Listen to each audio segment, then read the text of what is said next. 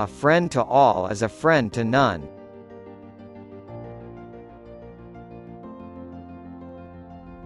A likely impossibility is always preferable to an unconvincing possibility.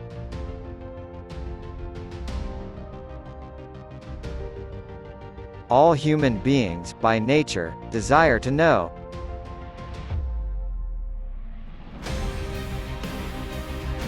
All human actions have one or more of these 7 causes: chance, nature, compulsions, habit, reason, passion, desire.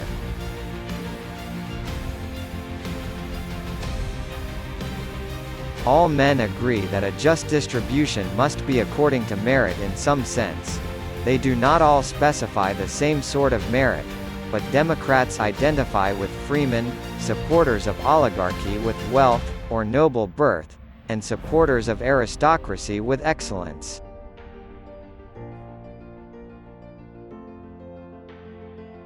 All persons ought to endeavor to follow what is right, and not what is established.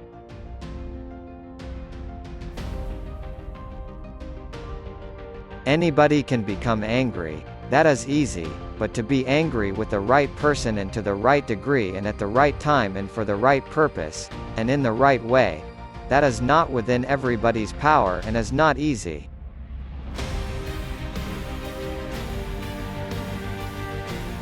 At his best, man is the noblest of all animals. Separated from law and justice, he is the worst.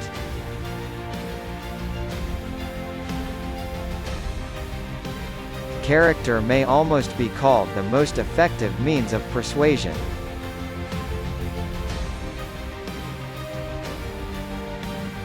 Courage is the first of human qualities because it is the quality which guarantees the others.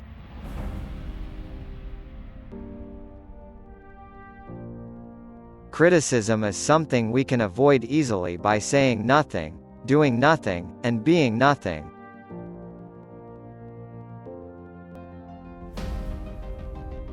Death is the most terrible of all things, for it is the end, and nothing is thought to be either good or bad for the dead.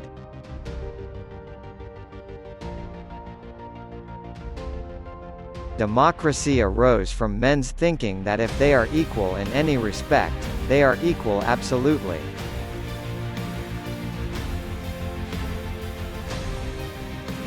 Dignity does not consist in possessing honors, but in deserving them.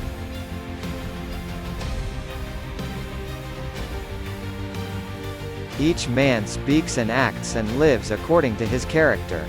Falsehood is mean and culpable and truth is noble and worthy of praise. The man who is truthful where nothing is at stake will be still more truthful where something is at stake.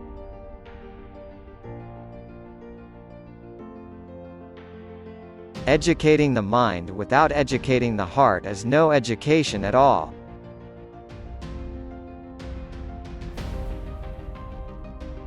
Education is an ornament in prosperity and a refuge in adversity.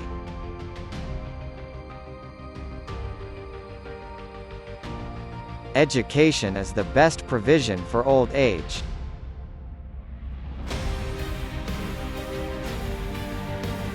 Equality consists in the same treatment of similar persons.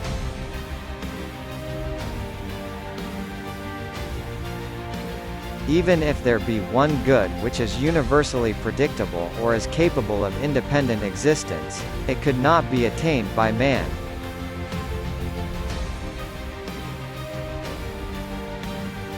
Even when laws have been written down, they ought not always to remain unaltered.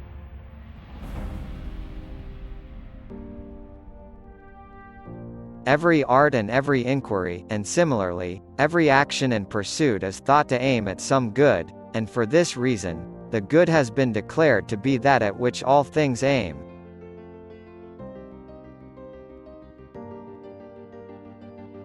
Every rascal is not a thief, but every thief is a rascal.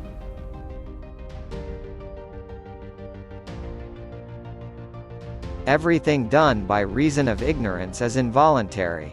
The man who has acted in ignorance has not acted voluntarily since he did not know what he was doing. Not every wicked man is ignorant of what he ought to do and what he ought to abstain from. By such errors, men become unjust and bad.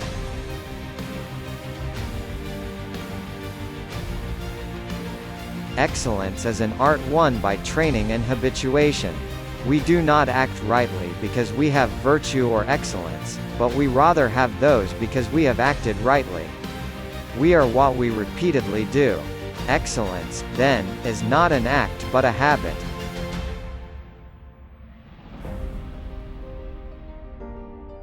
Excellence is never an accident. It is always the result of high intention, sincere effort, and intelligent execution. It represents the wise choice of many alternatives. Choice, not chance, determines your destiny.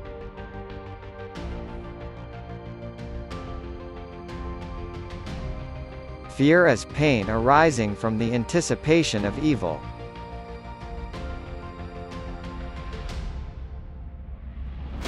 First, have a definite, clear practical ideal, a goal, an objective. Second, have the necessary means to achieve your ends. Wisdom, money, materials, and methods. Third, adjust all your means to that end.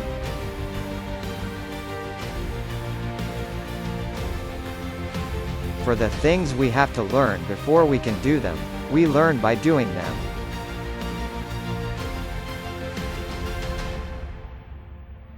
Friends hold a mirror up to each other.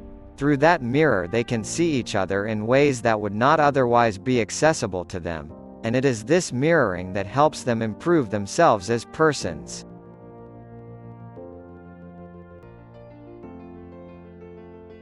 Good habits formed at youth make all the difference.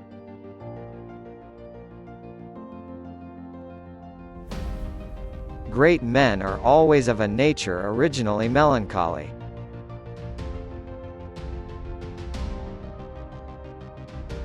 Happiness depends upon ourselves.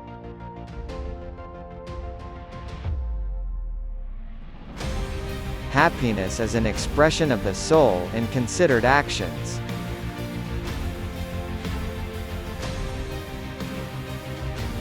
Happiness is the meaning and the purpose of life, the whole aim and end of human existence.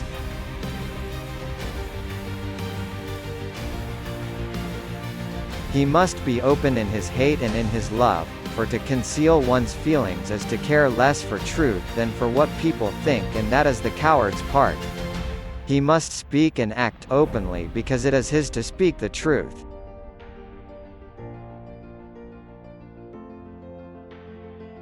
He who cannot be a good follower cannot be a good leader.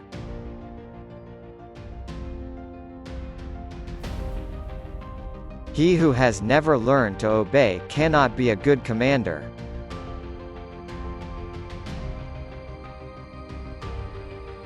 He who has overcome his fears will truly be free.